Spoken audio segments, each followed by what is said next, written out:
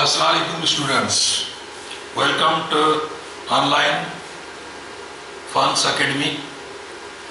आज को असांजो today's lecture chapter number 3 motion. Our topics कोशिश कंदासीं the rest, motion, distance and speed. ये topics डिस्कस थींदा. ये बाबा third chapter motion जो lecture number 1 यानी फर्स्ट ईयर फिजिक्स लाइ तैयार रहो. तव्हां पहिरियां सां आइडिया था तो क्लियर कयूं त व्हाट इज़ रेस्ट छा आहे, साकिन हालत कंहिं बि बॉडीअ जी. त rest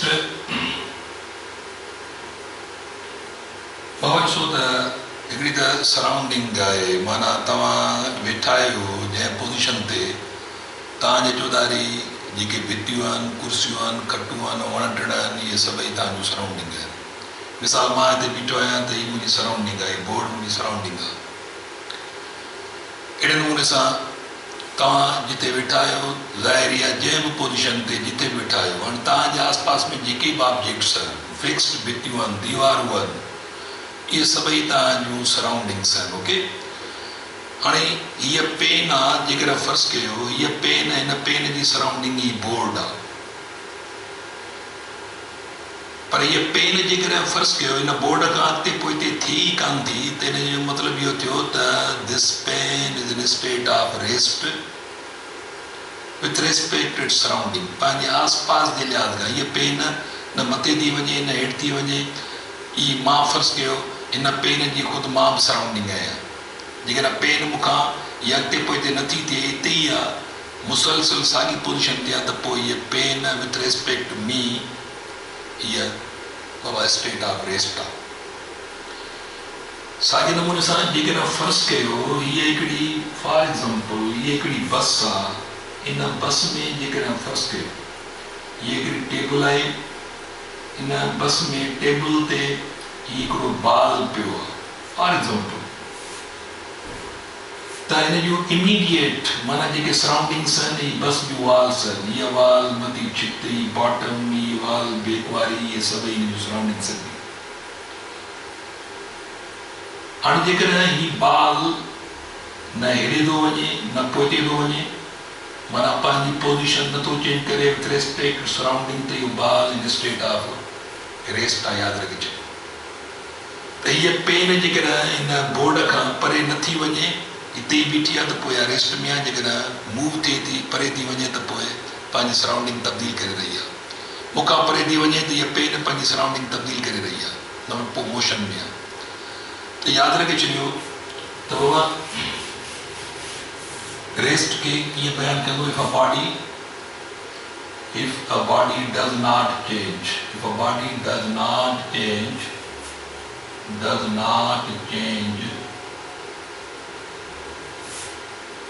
its surroundings, does not change its position, वो पानी बीहक, वो पानी position, वो पानी location, does not change its position with respect to its surroundings,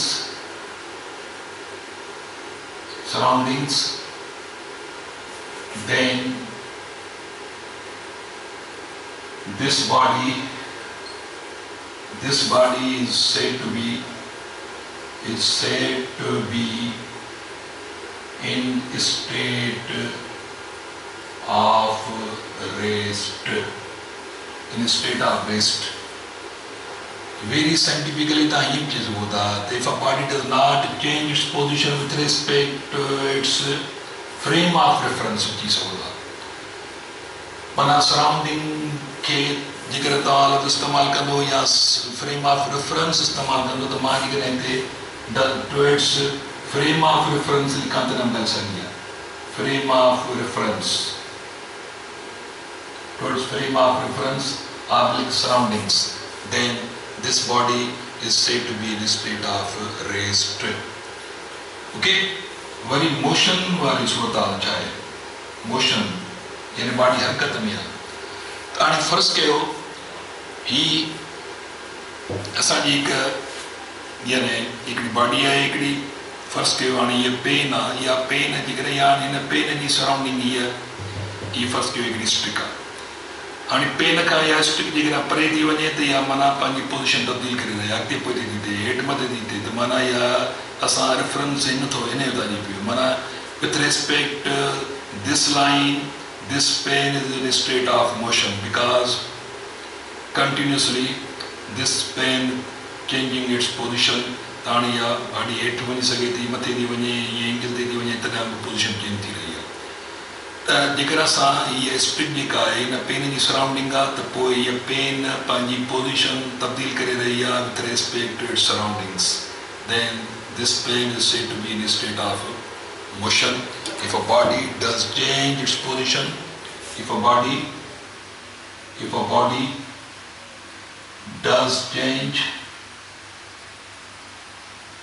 does change its position with respect to its surroundings,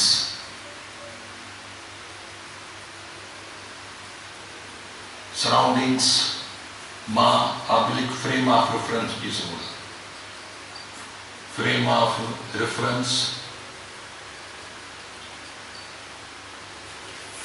then this body is said to be in state of motion. This body is said to be in a state of motion. If a body does change its position with respect to its surroundings, या frame of reference, then this body is said to be in a state of motion. त हाणे जेसि ताईं तव्हां जेकर फर्ज़ कयो कि बाज़ार में था वञो त तव्हांजी सराउंडिंग आसपास जो दरो दीवारनि दुकाननि मुख़्तलिफ़ गाॾियूं बीठल आहिनि, तव्हां वञो था पिया, तव्हां मुसलसिल ॾिसो हिकिड़ियुनि शयुनि खां परे था वञो, ॿियनि शयुनि जे वेझो था वञो, माना तव्हां पंहिंजी पोज़ीशन मुसलसिल पंहिंजे सराउंडिंग जे विथ रेस्पेक्ट तब्दील करे रहिया आहियो, माना तव्हां मोशन वारी हालत में आहियो। हाणे सुवाल इहो आहे त हाणे actually there is no absolute rest, काइनात में मुकमिल रेस्ट कंहिं बि शइ खे कान्हे का। जेकर असां मुख़्तलिफ़ शयूं मुख़्तलिफ़ ऑब्जेक्ट्स आहिनि असां वटि, मूं वटि हीअ डस्टर आहे, हीअ स्टिक आहे, फर्ज़ कयो हीअ कैलकुलेटर पियो आहे, हीअ पेनूं पियो आहिनि, फर्ज़ कयो हीअ ॿिया मटीरियल शयूं आहिनि, हीअ मूं वटि इन्हनि सभिनी जो जेकॾहिं मटीरियल ॾिसबो, हिन जा मालिक्यूल बि वाइब्रेट करे रहिया आहिनि, रेस्ट में न आहिनि मुकमिल, हिननि शयुनि जा मालिक्यूल बि रेस्ट में न आहिनि, माना बॉडी केतिरी बि माइक्रो में हुजे, बारीक हुजे, या केतिरी बि लार्ज हुजे, मैक्रो में हुजे, त हीअ बॉडी बज़ाहिर त जेकर ॾिठो वञे त रेस्ट में आहे, पर हिन जो मालिक्यूल हिकु हिकु ज़रो हिन में हरकत में आहे। हिन बोर्ड जा मालिक्यूल, दीवारुनि जा मालिक्यूल बि माइक्रोस्कोप लेवल में हरकत में आहिनि। त काइनात में रेस्ट जो तस्वर इहो कंडीशनल आहे, बाक़ी एक्चुअली काइनात में कंहिं बि शइ खे साकिन हालत न आहे। त there is no absolute rest, इहो यादि रखे छॾियो। Note that there is no absolute rest. There is no absolute rest. You याद रखे, absolute rest किथे करने का याद रखे। There is no absolute rest. ताणी rest conditional लिखनी शे आप फर्ज कयो, ॾिसो जेकॾहिं ये हिकिड़ी बस आहे बाबा, इहा बस ये हिकिड़ी बिल्डिंग आहे, फर्ज कयो ये हिकिड़ी बिल्डिंग आहे, ये बस की टर्मिनल बिल्डिंग आहे, फर्ज़ कयो बस स्टॉप आहे, ये बिल्डिंग आहे। हाणे बस अची बीठी आहे फॉर एग्जाम्पल, पर बस में हिकिड़ो पैसेंजर वेठो आहे, हिकिड़ो बस में हिकिड़ो पैसेंजर वेठो आहे रेस्ट में, बस बि रेस्ट में आहे। हिन बिल्डिंग खां बस केतिरो परे आहे, वरी ही ख़ुदि पैसेंजर हिन बिल्डिंग खां केतिरो परे आहे, हिन बस खां साॻे वक़्तु केतिरो परे आहे। त हिन जेको ही पैसेंजर आहे, यादि रखिजो हिन जी सराउंडिंग्स, इमीडिएट सराउंडिंग्स ही आहिनि, बस जूं वॉल्स जेके आहिनि, इहे हिन जी सराउंडिंग आहे। पर बस का ॿाहिरि बि सराउंडिंग मौजूदु आहे। ये बिल्डिंग मिसाल त हाणे थिए छा थो पियो, जेॾी महिल बस हले थी त ही पैसेंजर हिन बिल्डिंग खां परे थो वञे पर बस खां परे नथो वञे। उन करे ॾिसो त हिकिड़ी ॿीटी सूरत हाल आहे, हिकिड़ी ड्यूअल कंडीशन आहे त ही माण्हू हिकु ई वक़्तु at same time this person is in state of rest and also in motion. पर ही रेस्ट में आहे विथ रेस्पेक्ट बस खां, बस जी सराउंडिंग जेका आहे, यानी जेके बस जो मटीरियल आहे, बस जूं जेके वॉल्स आहिनि, इहा हिन जी सराउंडिंग आहे।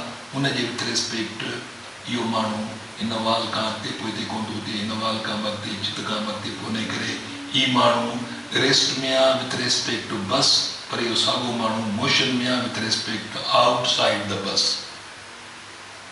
With respect to this building इहो मोशन में आहे, विथ रेस्पेक्ट टू बस इहो माण्हू रेस्ट में आहे, बस हली रही आहे।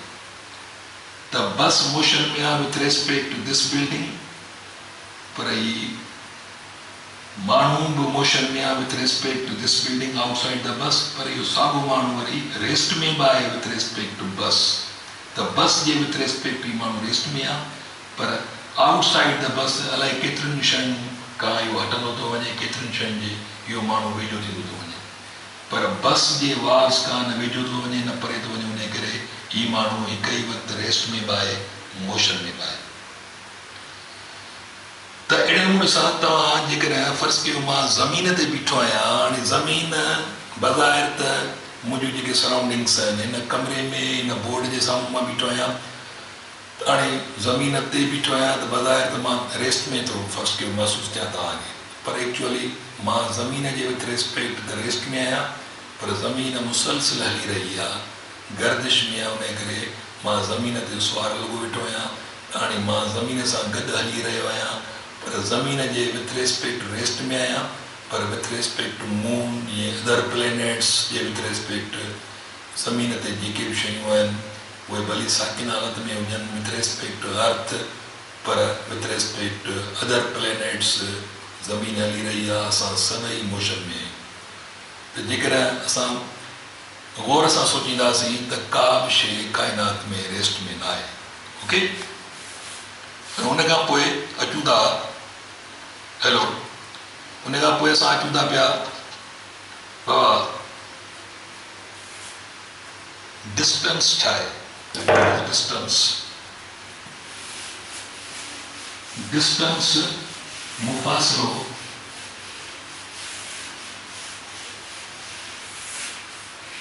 डिस्टेंस बाबा पहिरीं ॻाल्हि त स्केलर क्वांटिटी आहे। It is path length between the 2 points. Distance.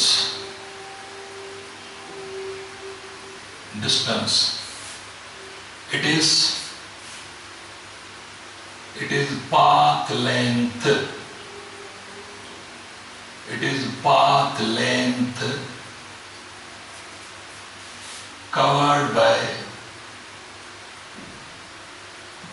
by moving body.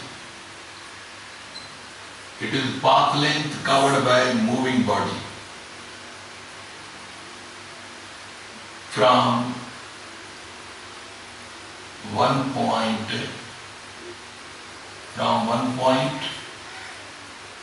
to other point. From one point to other point. It is path length. So is called distance. It is path length covered by moving body. पहिरीं ॻाल्हि त moving body हुजे। हाणे ॾिसो तव्हां जेकॾहिं मां हिते वॉक थो कयां फ़र्ज़ु कयो त पोइ ज़ाहिर आहे मां हिकु पॉइंट खां मूव थो थियां ॿिए पॉइंट ताईं, जेको मूं रस्तो कवर कयो।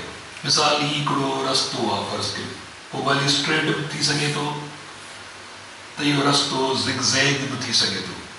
त हिकिड़ी बॉडी आहे पॉइंट ए खां मूव थी थिए, या पॉइंट हिकिड़ो माण्हू आहे पॉइंट ए खां मूव थो थिए, इहो माण्हू यानी इहो माण्हू पॉइंट ए खां मूव थो थिए, इहो ॿियो माण्हू इहो पर्सन आहे जेको पॉइंट ए खां मूव थी इहो फ़र्ज़ु कयो हिते पहुतो। इहो पॉइंट बाबा ए खां मूव थियो आहे, इहो माण्हू पॉइंट बी ताईं पहुतो आहे। हाणे ही रस्तो ठही वियो आहे, हिन रस्ते जी टोटल ड्रैग केतिरी आहे इहो हिन जो डिस्टेंस आहे। त डिस्टेंस खे को बि डायरेक्शन न थींदो आहे। माना ॾिसणो इहो आहे त हिकु मूविंग बॉडी केतिरो डिस्टेंस थी तय करे, जेॾी महिल उहा हरकत में अचे थी त हिकु पॉइंट खां ॿी भली पोइ इहा बॉडी भली मूव थी मोटी जे वापसि, पर हिकु moving body must cover distance. हिकु मूविंग बॉडी डिस्टेंस ज़रूरु कवर कंदी, यादि रखे छॾियो। त हीअ जेका पाथ हिन इख़्तियार कयो आहे, हिन केतिरो रस्तो, हीअ जेको रस्तो ॾेई वियो आहे, इहो रस्तो हिन जी मुफ़ासिलो केतिरो आहे, हिन जो जेकॾहिं फ़र्ज़ु कयो हुई 20 मीटर आहे त इहो 20 मीटर हिन जो पाथ लेंथ आहे, यादि रखे छॾियो। इहो हिन जो इहा हिन जी यानी पाथ लेंथ खे डिस्टेंस चइबो। पर जेकॾहिं फ़र्ज़ु कयो इहो साॻियो माण्हू इन पाण खां हेॾां फिरी थो वञे, हीअं फिरी अची थो हिते बि साॻे हंधि हुजे थो, माना इहो माण्हू वरी जेकॾहिं हेॾां थो फिरी वञे, फ़र्ज़ु कयो इहो माण्हू हेॾां फिरी वियो आहे त पोइ यादि रखे छॾियो त हाणे संदसि रस्तो ई आहे, छाकाणि जो पाथ ई कवर थो करे। त हिकु पॉइंट खां ॿिए पॉइंट ताईं पाथ जी लेंथ केतिरी थी सघे थी, इहो साॻियो माण्हू हेॾां फिरी अची थो हिते बीहे। हाणे जेकॾहिं मूविंग बॉडी ही रस्तो वरितो आहे, हिन जी ड्रैग केतिरी आहे त इहो संदसि डिस्टेंस आहे। जेकॾहिं हीअं वियो आहे त इहो डिस्टेंस अलॻि आहे, जेकॾहिं हेॾां थो फिरी वञे त इहो हिन जो डिस्टेंस आहे। त डिस्टेंस स्केलर क्वांटिटी आहे, डिस्टेंस जो तालुक डायरेक्शन सां न आहे। डिस्टेंस के सिस्टम इंटरनेशनल में मीटर्स में मेयर कबो आहे, ऐं डिस्टेंस जी जेका डायमेंशन्स आहिनि से एल लेंथ, डिस्टेंस जो तालुक लेंथ सां ई आहे, इहो यादि रखे छॾियो। स्केलर क्वांटिटी आहे त डिस्टेंस जेका आहे सा यादि रखे छॾियो त स्केलर क्वांटिटी आहे, यूनिट हिन जो मीटर आहे, ऐं डायमेंशन हिन जी एल या डायमेंशन्स आहे। त डिस्टेंस स्केलर, यूनिट सिस्टम हिन मीटर ऐं डायमेंशन हिन जो एल आहे, या एल पावर 1 ॻाल्हि साॻी आहे, हिन जा डायमेंशन इहो ज़हन में रखे छॾियो। त उन खां पोइ जेकॾहिं असां हिकु पॉइंट खां ॿिए पॉइंट ताईं वरी शॉर्टेस्ट डिस्टेंस तॾहिं थींदो जॾहिं हिकिड़ो माण्हू बिल्कुलु स्ट्रेट लाइन में वेंदो, त इहो शॉर्टेस्ट डिस्टेंस आहे। नंढे में नंढो डिस्टेंस हिकु पॉइंट खां ॿिए पॉइंट ताईं तॾहिं थींदो आहे जॾहिं का शइ मूव थिए एग्ज़ैक्ट स्ट्रेट लाइन में, त ए खां ॿिए ताईं नंढे में नंढो डिस्टेंस इहा स्ट्रेट लाइन ई थींदी, ऐं वॾे में वॾो डिस्टेंस केतिरो थी सघे थो। इहे ॻाल्हियूं ज़हन में रखो त डिस्टेंस उन खां पोइ वरी असां डिस्टेंस खां पोइ असां स्पीड न पर असां डिस्प्लेसमेंट डिस्कस कंदासीं।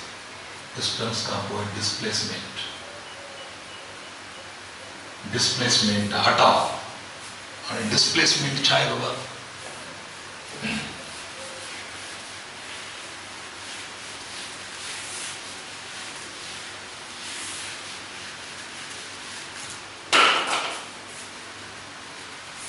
डिस्प्लेसमेंट जंहिंखे असां हटाव चवंदासीं, हिकु शइ हटी वई। Displacement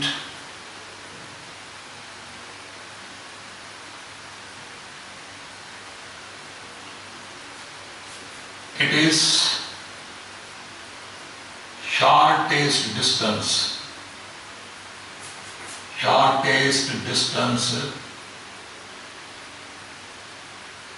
between the 2 points it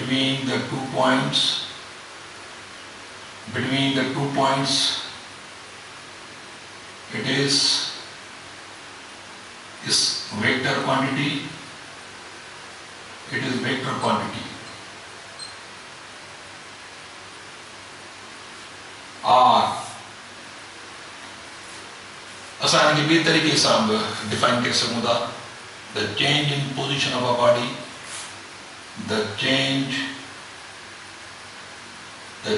in position of the body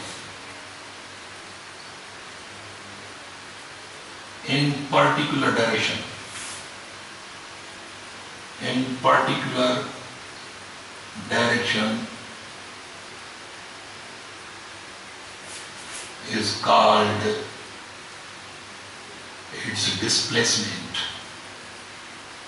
Displacement हटा अने जो तो थोरो ने गाल के समझो मना ता निन तरीकन सा it is shortest distance between the 2 points. It is vector quantity यावरी or the change in position of a body in a particular direction is called its displacement. दूसरो हुआ और फर्स्ट के हो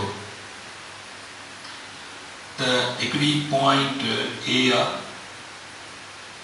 इते एकड़ो ही भाई बीठो आ इन्हें भाई के आने चाहिए तो वने बाबा तू हटी वन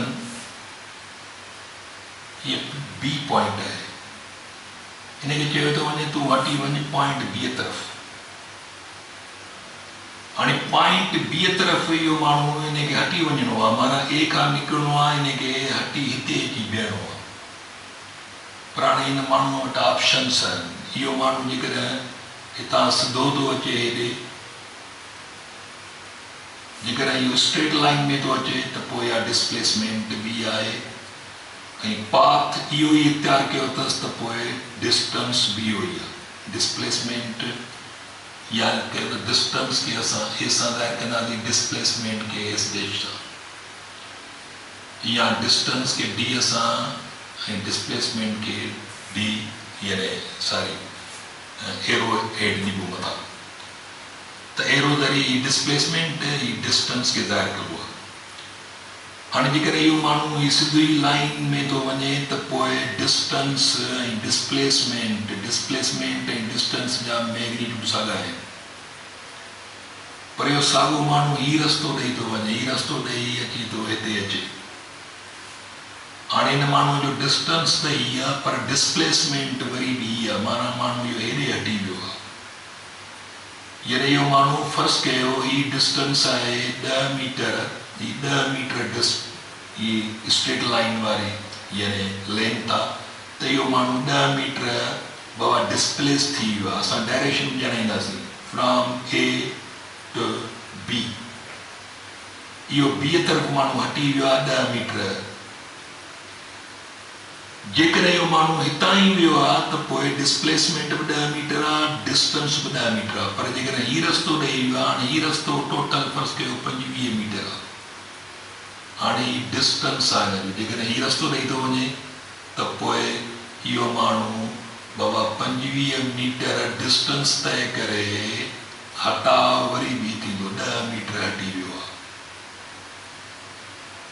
त डिस्टेंस ऐं डिस्प्लेसमेंट जो मिक़दार हुन कंडीशन में साॻियो थींदो आहे जॾहिं स्ट्रेट लाइन में बॉडी मूव थिए जेको शॉर्टेस्ट डिस्टेंस हूंदो आहे त पोइ डिस्प्लेसमेंट त इहा ई आहे डिस्टेंस बि इहो ई थींदो पर जेकॾहिं इहो माण्हू ॿिए पासे खां ॿिए डायरेक्शन खां थो वञे ॿियो रस्तो ॾेई थो वञे हिते पहुचे पोइ हाणे हिन माण्हूअ जो डिस्टेंस त ही आहे पर डिस्प्लेसमेंट वरी 10 मीटर आहे ताणी डिस्प्लेसमेंट जेका आहे सा वेक्टर क्वांटिटी आहे यादि रखे छॾियो डिस्प्लेसमेंट वेक्टर क्वांटिटी आहे जॾहिं त डिस्टेंस स्केलर क्वांटिटी आहे हाणे इहो साॻियो माण्हू जेकॾहिं हीअं परी थो अचे हीअं परी थो अचे हीअं परी अची हिते थो बीहे वरी हेॾां थो परीजे त इहो distance is equal to 50 metre आहे हिकिड़ो माण्हू हितां आयो आहे 50 मीटर डिस्टेंस तय करे अची हिते बीठो आहे पर जॾहिं त हितां निकितो आहे हिते पहुतो आहे डिस्प्लेसमेंट वरी बि इहा ई आहे माना हिकिड़ो माण्हू 50 मीटर